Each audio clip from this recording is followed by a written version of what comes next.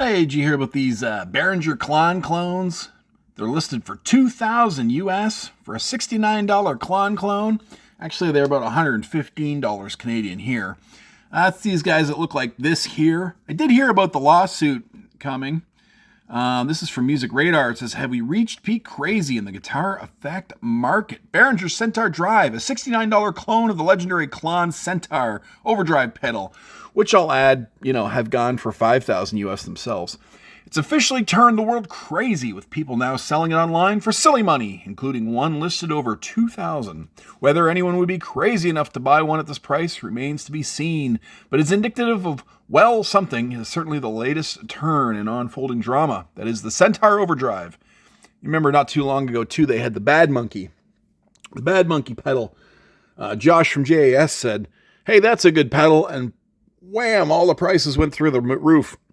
I'm pretty sure Mike over at I Love Recording has that Bad Monkey pedal. Lucky guy.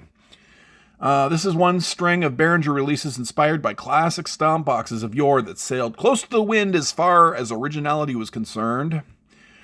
This is an exacting clone of Bill Finnegan's Klon Centaur. It had the gold metal enclosure, the oxblood colored knobs, the mythical beast illustration, and in case it wasn't obvious, it had Centaur in the name. Well, yeah, if they go to court, it may be a little bit tough to get out of that one. As of May 30th, we could consider that officially too close to the win, as Finnegan sued against Behringer's parent company, Music Tribe, alleging that Behringer Centaur Overdrive blatantly infringes upon specific intellectual property. For the record, I've never been consulted in any way about this pedal. It's never been authorized by me. Yeah. So crazy. It says you can still find them at Tome, and I think they're all sold out. They're all sold out along in McQuaid. And then enter the scalpers, or maybe just people listing it for a laugh. After all, can you really be serious about listing this drive on eBay? Yeah, it does go to eBay. This is eBay. 1,500 Great Britain pounds. Somebody did list it for that much money. Right? And this is not even the first time the market for a stomp box is overheated. Some might even point to the market for the original Klon, juiced by the fact that the likes of Jeff Beck, John Mayer. You could buy 2 custom Les Pauls for that money. Josh Scott of JHS jokingly listed the first ever Klon Centaur online for $500,000 on Reverb. Scott would also play his part in another extreme pricing event, would later come to declare the Bad Monkey, which I just mentioned, as an underrated and underpriced overdrive pedal. People and prices went nuts. Scott even made a t-shirt about it, recommending 4 super cheap Bad Monkey alternatives. What's the lesson here? There is no lesson here, says Joan Bonamassa from his mansion. Says, something is only worth what something is willing to pay for it, but even there are no limits. Mr. Joe Bonamassa, who's just bought his 9th Dumble. But anyway, yeah, Mike from I Love Recording had that Bad Monkey, and I was like, oh man, but he bought it like back in the day, back in the 90s, right? But sometimes I kick myself in these things and I go, dang, how come I can't be on the trend with my heart on the pulse of the kids out there, the crazy kids with their guitar pedals and their synthesizers and their saxophones? How come I can't be a tastemaker? A guy with his fingers on the pulse that knows where the next golden ticket comes from. How come I can't be in the smart guy club that knows what's going to happen? Oh, what's this? Oh, my goodness. Look who bought one last weekend. It was me. Dun, dun, dun, dun, dun, dun, dun. It's the lawsuit pedal. It is the Behringer Klon.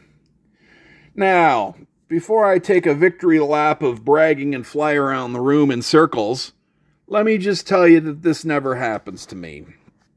I never had the Bad Monkey when it got hot. Never had the original Klon when it got hot. And I typically do not have the luck, foresight, research, etc. and so forth to get on these things. Let me just put it this way. I could have bought Bitcoin when it was $30 and I thought it was stupid. I was like, that ain't gonna fly. So who's stupid? Like they were $30 and what are they now? Frickin' 50,000, whatever they're at. Anyway, so this never happens to me, but it happened to me this time. Maybe we'll bring this somewhere where we can actually see it. Maybe under a light. Oh, I could turn this light on here. So, yeah, for one time in my life, it can be difficult. One time in my life, I get it right. Maybe. Right? So I have not played with it. I have not played with this. What happened was I was at a Long & McQuade getting my new Tascam Model 24 board warranty replaced on Customer Appreciation Day. And I was playing this, and I was yakking with the dudes at Long & McQuade, at the Long & McQuade that I like, with the dudes that I like. And I said, hey, you guys hear about that lawsuit? Of course, they all had. Those Long & McQuade dudes are... If you went to a different Long & McQuade, they'd just be like, what's a guitar pedal? Like, they'd have no idea. But the Long & McQuade I go to, they knew all about it. They knew all about the Behringer lawsuit. And they had one. So there's a young man playing it. Listen to me. Now that I'm 40-something, I go, young whippersnapper over yonder. You know, and he was playing it in the window. And he didn't buy it. $115.99 Canadian. He didn't buy it. He looked like he was enjoying it. And then I had a little chat with him. He's like, no, I'm not going to get it. Because he said, I got all kinds of clones. I don't need another one. I said, well, this is going to be the lawsuit one. This is going to be a big deal. No, he didn't need it. This young whippersnapper. Now that I'm 40, I can call anybody under 41 whippersnapper. He didn't want it. So the girlfriend, I'm over on the other side of the store now, and I'm playing, what was I playing? Like a Marshall 85th anniversary something. Some cool big Marshall amp that was also a good deal over there. And she goes, that kid over there, he's not going to buy that Centaur clone. And I'm like, oh, isn't he? And the girlfriend's like, nope, I'm grabbing it. So she went over and grabbed it. And I found the kid in the store again. I'm like, look, like, are you not going to buy the Klon Centaur? Behringer Klon Centaur, I'm sorry. Behringer Centaur Overdrive. And the kid's like, no, I'm not going to buy it. Go ahead. I'm like, okay, man, this is going to be the lawsuit pedal. He goes, okay. So then I went to the dudes at Long & McQuade. I'm like, I'm going to buy this. They're like, okay. I'm like, do you guys, like I offered everybody that was in earshot. No. I was like, all right, well, I'm taking it. For once in my life, I'm going to hold the golden ticket. I'm going to be poor Charlie, run this home to my 4 grandparents in one bed for some reason. Waving it over my head going, I've got the golden ticket. I've got the lawsuit pedal. So, yeah, here we go. So, 115 Canadian. I'm going to go ahead, throw around reverb for, I don't know, is $2,000 what we're doing here?